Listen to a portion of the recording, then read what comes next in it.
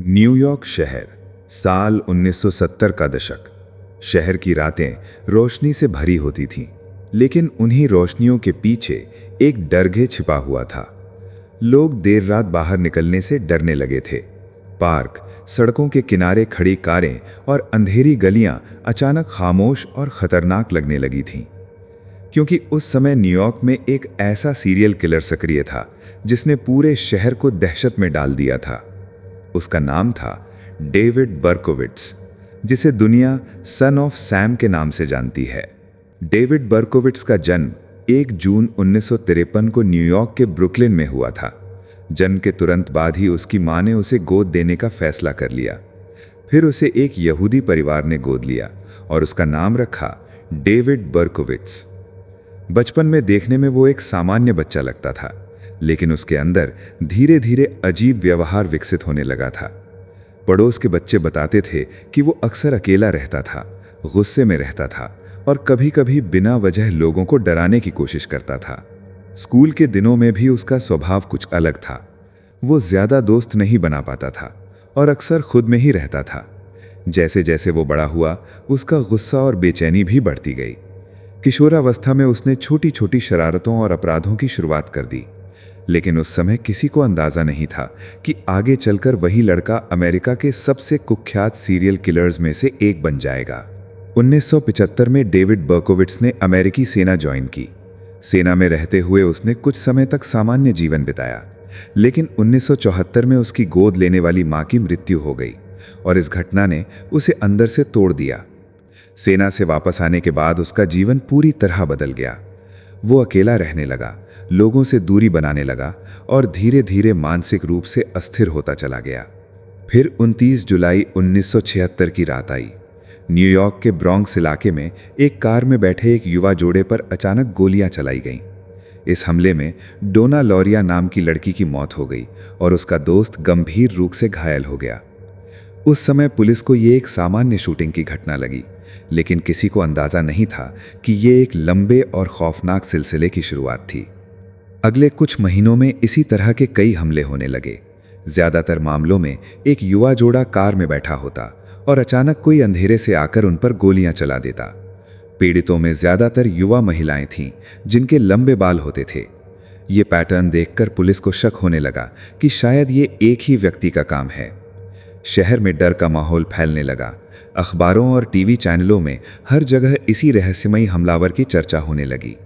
लोग रात में बाहर निकलने से डरने लगे।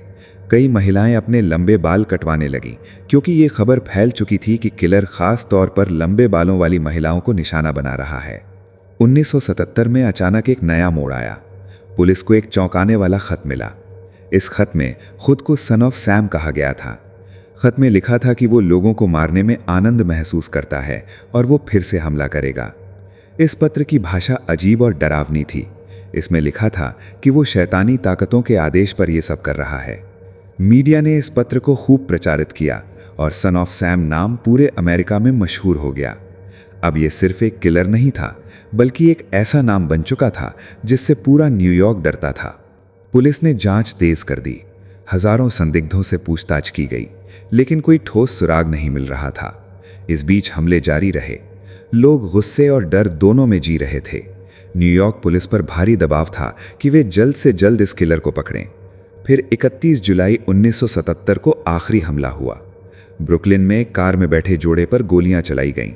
इस बार भी वही तरीका अपनाया गया, लेकिन इस घटना के बाद जांच में एक छोटा सा सुराग मिला जिसने पूरी कहानी बदल दी। घटना के पास एक गाड़ी खड़ी थी जिसे पार्किंग टिकट मिला हुआ था। पुलिस ने उस गाड़ी के मालिक का पता लगाया। उस गाड़ी का मालिक था डेविड बर्कोविट्स। पुलिस ने तुरंत उस पते पर जाकर निगरानी शुरू कर दी। 10 अगस्त 1977 की रात पुलिस ने डेविड बर्कोविट्स को उसकी कार के पास गिरफ्तार कर लिया। जब उसकी कार की तलाशी ली गई तो उसमें एक रिवॉल्वर और कई संदिग्ध चीजें मिलीं। गिरफ्तारी के बाद पुलिस को उम्मीद थी कि पूछताछ लंबी चलेगी, लेकिन हैरानी की बात यह थी कि डेविड बर्कोविट्स ने लगभग तुरंत ही अपने अपराध कबूल कर लिए। उसने शांत तरीके से बताया कि वही सन ऑफ सैम है। उसने ये भी दावा किया कि उसे पड़ोसी के कुत्ते से आदेश मिलते थे। उसका कहना था कि उस कुत्ते में एक शैतानी आत्मा रहती थी जो उसे लोगों को मारने के लिए कहती थी। बाद में कई विशेषज्ञों ने इस बयान को मानसिक बीमारी या भ्रम का परिणाम बताया। अदालत में मुकदमा चला और 1978 में डेविड बर्कोविट्स को 6 हत्याओं के लिए दोषी ठहराया गया। उसे कई उम्र कैद की सजा सुनाई गई, जिससे यह तय हो गया कि वो अपनी पूरी जिंदगी जेल में ही बिताएगा। इस केस में पूरे अमेरिका को हिलाकर रख दिया था। सन ऑफ सैम की कहानी आज भी क्रिमिनल इतिहास में एक बेहद भयानक अध्याय मानी जाती है। ये सिर्फ एक सीरियल किलर की कहानी नहीं थी, बल्कि ये उस डर की कहानी थी जिसने एक पूरे शहर को महीनों तक अपनी गिरफ्त में रखा। आज भी जब लोग 1970 के दशक के न्यूयॉर्क को याद करते हैं, तो उन्हें वो समय याद आता है जब एक अनजान किलर रात के अंधेरे में कहीं भी हमला कर सकता था, और उस डर का नाम था सन ऑफ सैम, यानी डेविड बर्कोविट्स।